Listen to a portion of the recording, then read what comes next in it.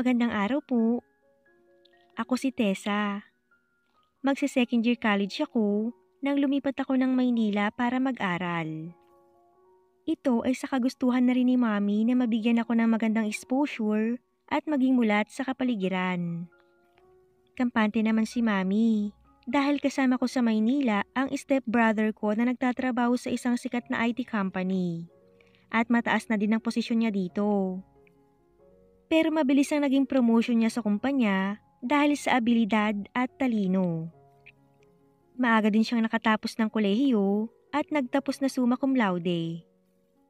Meron na siyang sariling condo unit at sasakyan na bahagi ng pribilehiyo niya sa kumpanya. Kaya naman walang problema sa akin ang tirahan na isang sakayan lang sa school na lilipatan ko. Maayos naman ang kondo. May 3 itong silid na ang pangatlo ay para sana sa kasambahay. Pero nung panahon na yun ay mag-isa lang si kuya at aniya ay di naman niya kailangan ng katulong dahil walang masyadong gagawin sa bahay. Bumibili lang siya ng pagkain at nagpapalabas sa labas. Actually, idea din ng aking stepbrother na isama na ako sa Maynila. Total nga ay solo lang naman siya. Nainayunan din naman ni Mami. Nang sinundo ako ni Kuya Axel, ay masayang-masaya ako at excited. Pinamili pa niya ako ng mga gamit para sa pasukan, kasama na ang ilang damit at sapatos. Nag-iisa lang akong anak ni Mami. Dahil lang sumunod sa akin na isang lalaki, ay namatay nung bata pa dahil sa isang sakit. At ilang taon nang lumipas, ay naghiwalay si Mami at Daddy. Si Kuya Axel naman ay nag-iisang anak lang din ni Tito Julius, na pangalawang asawa ni Mami. 5 years pa lang silang nagsasama at sa kasamaang palad ay nasawi ito last year dahil sa car accident. Nang lumipat ako ay medyo nag-iba na ang sistema niya sa kondo. Inayos namin ito at nilagyan ng kurtina at bulaklak. Minsan ay nagluluto ako at minsan ay ako na din ang naglalaba sa damit ni Kuya Axel. Walang problema sa akin dahil sanay ako sa trabahong bahay. At isa pa ay malayo pa ang pasukan. Minsan ay ako na din ang namamlansya. Walang girlfriend ang aking stepbrother ng mga panahon na yun. Dahil wala din naman siyang naikukwento o kahit man lang kausap sa telepono. Trabaho lang ang pinagkakaabalahan niya at minsan ay gigimik ang barkada niya at gabi na siya uuwi. Madalas kung nasa bahay ay internet lang ang pinagkakaabalahan niya. O kaya ay makikipagkwentuhan sa akin kaharap ang in-order na pizza at beer na pinagsasaluhan namin. May boyfriend ka na ba? Minsan ay naitanong niya sa akin. Naku, wala kuya. Bata pa ako. Bakit mo naitanong? Wala lang. Aral ka lang mabuti. At yung boyfriend darating din yan. Wika niya, sabay lagok niya ng beer. Oo naman kuya. Pagsang-ayon ko sa kanya. Ganun lang ang naging normal na takbo ng buhay namin. Minsan naisip ko na parang boring ang buhay ni Kuya Axel. Walang love life. Walang nagbibigay ng pangangailangan niya sa kama. Wala pa akong karanasan. Pero hindi naman ako ignorante pagdating sa mga bagay na ganun. Basta, masayahin lang ang stepbrother ko. At tuwing umuwi siya ay lagi siyang may pasalubong sa akin na pagkain o maliit na gamit. Sa paglipas ng araw ay lalo kaming naging close at komportable sa isa't isa. Wala din naman akong napansin na kakaiba sa kanya. Madalas ay shorts at sando ang suot ko sa kondo. Sa isip ko ay wala namang mali siya para sa akin. Sanay din ako sa maiksing damit at may pagkakikay din ako. At higit sa lahat, normal na ang sitwasyon na lalabas ako ng CR na nakatapis lang ng tuwalya pagkapaligo, kahit nandun si kuya. Pero pag lumalabas ako, ay sinisiguro ko na di bastusin ang suot ko. Ngunit isang araw, habang naglilinis ako ng kwarto ng aking stepbrother at nag-iipon ng labada ay may natuklasan ako tungkol kay kuya, na labis kong ikinabigla.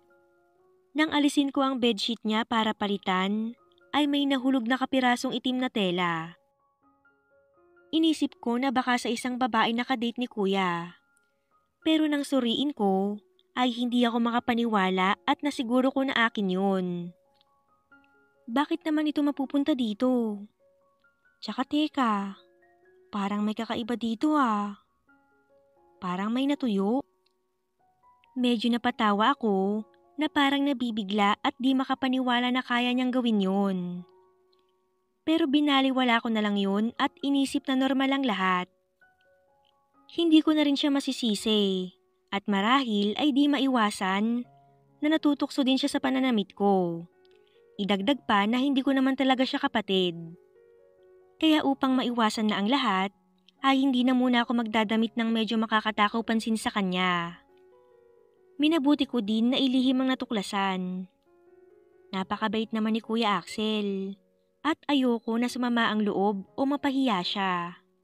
Isa pa, maaaring akin nga ang ginamit niya pero maaaring ibang babae naman ang iniisip niya. Ano't ano man, ay ayoko na magkatampuhan kami kaya sinarili ko na ang lahat.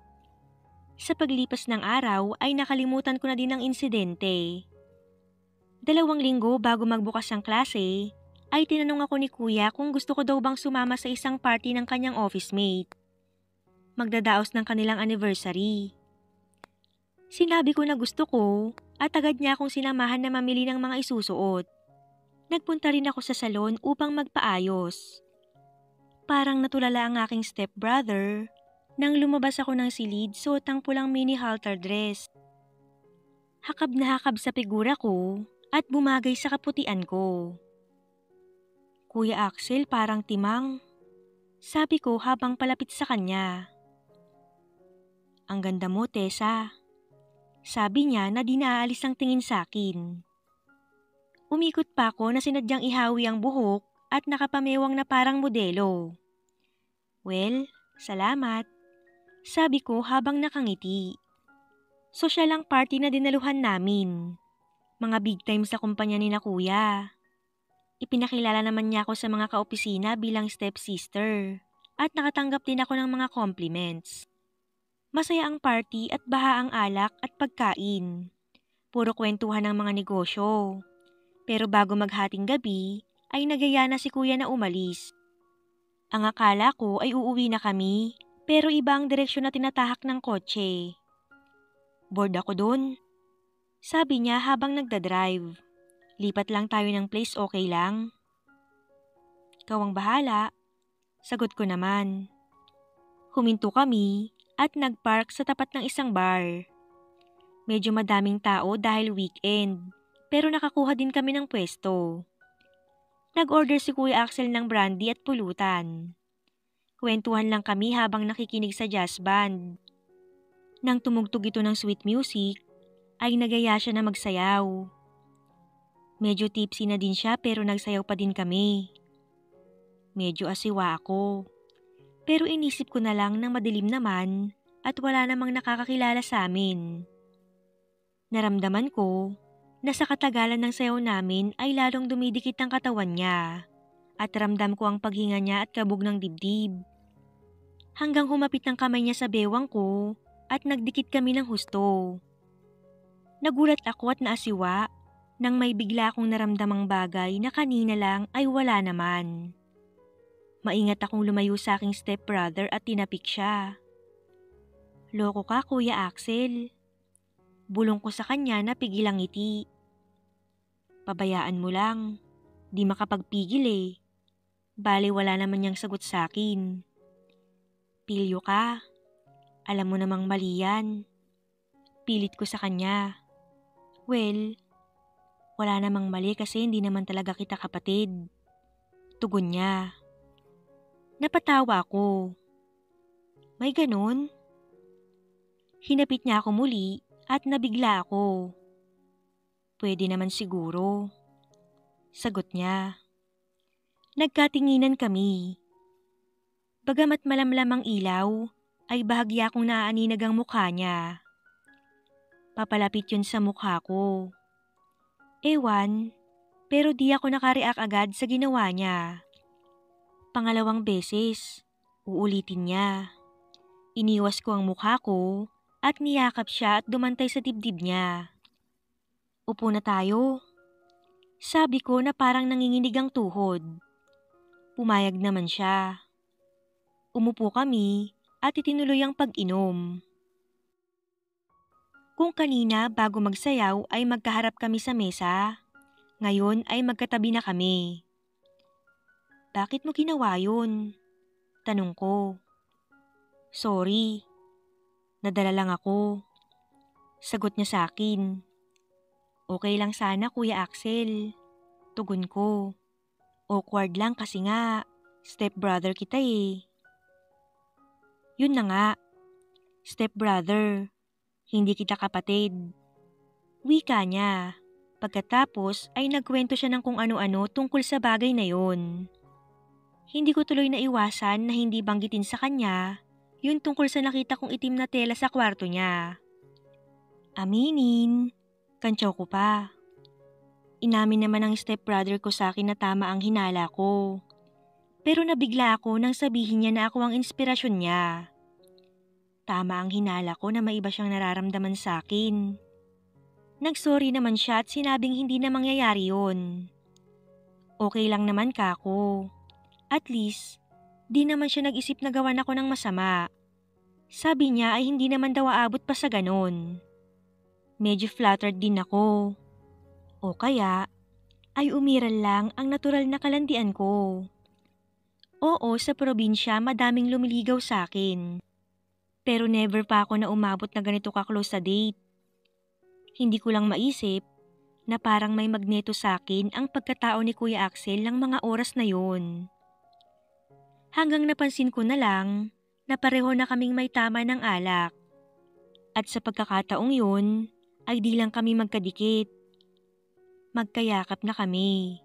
At maya-maya lang, ay sinunggaban niya na ako na agad ko rin namang tinugon. Medyo madilim sa pwesto namin at walang pakialaman ng magkakapareha. Natauhan ako. Kumalas at tumayo bigla. Tumakbo sa CR. Sa CR ay parang napahiya ako sa sarili. Nag-isip ako at inayos ko ang sarili ko bago lumabas. Paglabas ko ng CR ay nandun na siya. Nagyaya na akong umuwi dahil medyo hilo na ako. Kaya nagbayad na siya at umalis na kami. Wala kaming imikan sa loob ng kotse habang bumabiyahe pa uwi. Siguro dahil na rin sa tama ng alak o dahil iniiwasan ko lang isipin ang naganap kanina sa bar. Hindi ko tuloy na malayan na nakatulog pala ako at paggising ko ay nasa loob na kami ng parking area ng kondo. Nagising ako sa naramdamang bahagyang pagtapik ni Kuya sa balikat ko. May tama ako ng alak kaya inalalayan ako ni Kuya. Pasuray-suray akong pumasok ng banyo at bago ko maisara ang pinto ay napadukwang na ako sa bowl at sumuka ng sumuka.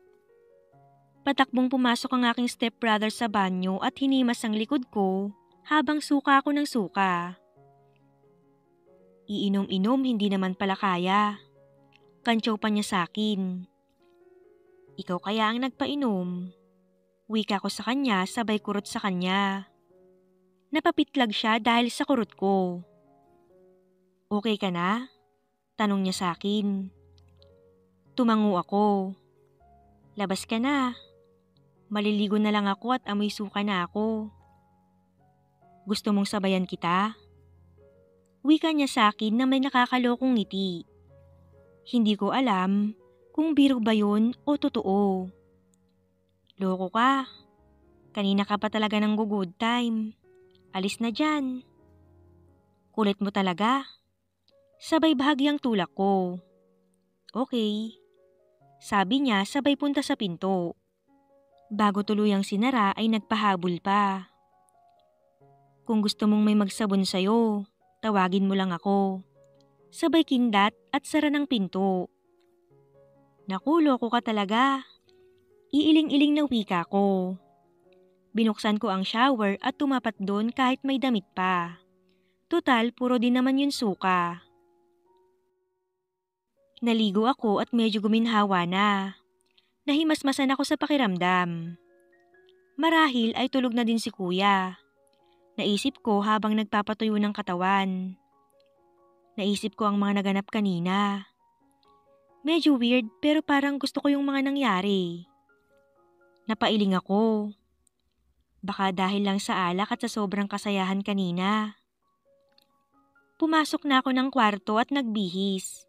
Suot ang duster at walang pangloob dahil patulog na din naman ako. Sa edad na 18 ay maganda ang hubog ng katawan ko. Nagulat ako nang kumatok si kuya. Nagtimpla pala siya ng juice para sa aming dalawa. Kakatapos niya ring maligo. Thank you.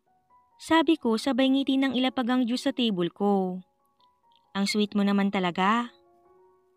Nakatingin siya sa akin habang nagsusuklay ako. May kailangan ka? Tanong ko sa kanya. Wala. Gulat niyang wika. Para ka kasing natuka ng ahas dyan. I'm sorry nga pala sa kakulitan ko kanina sa party. Medyo seryoso ang tono niya. Napatigil ako. Wala yon, Kuya Axel. Sana lang di na maulit. Matagal naman na kitang kilala. Naiintindihan kita. Alam ko naman na matagal ka nang walang girlfriend. Salamat, Tessa. Hinawakan niya ang kamay ko at pinisilang palad ko. Okay lang yun. Sayang ka nga eh. Mabait ka. Gwapo. Macho. Siguro kung hindi lang dahil sa sitwasyon natin, baka hindi mo na ako kailangang ligawan. Kung pwede nga lang kitang ligawan eh. Wika nito na hindi ko alam kung seryoso ba. Kaso po hindi pwede. Sagot ko naman. Pero kanina naman para bang di mo nagustuhan yung ginawa ko. Wika ni Kuya Axel na para bang tinutukso ako. Pinalo ko siya ng brush. Loko, kanina po yun. Lasing tayo. Paano kung ulitin natin ngayon na hindi tayo lasing? Hamon niya sa akin. Hay, ang kulit mo talaga. Sobra. Sabi ko sa kanya. Pero nagulat ako sa sumunod niyang ginawa. Inulit niya na naman yung ginawa niya sa party. Bumitaw ako bigla pero hindi na ako nakakibo pa. Parang nasyak ako na ewan. Gusto kita at gusto kong iparamdam sa iyo ang pagmamahal ko. Sincero nitong wika. Pero paano kung malaman ni Mami to? Tanong ko sa kanya. Ganito na lang. Kung gugustuhin natin pareho, pwede natin tong isikreto. Pamimilit niya sa akin. Pero hindi na ako nakapagsalita dahil naging busy na si Kuya Axel. Oo, nagkaroon na ako ng boyfriend dati, pero wala naman ibang nangyari. Noong una ay medyo nag-alangan pa ako, pero di nagtagal ay tuluyan na akong bumigay. Grabe, totoo ba yan? Hindi ko napigilang bigkasin sa gulat. Ngayon ka lang ba nakakita ng ganito? Sagot niya habang palapit sa akin, habang tumatawa. Sa totoo lang, nakakita na ako dati, pero hindi ganun ka-dax. Napasinghap ako. No experience ako, at naisip ko na baka masaktan ako.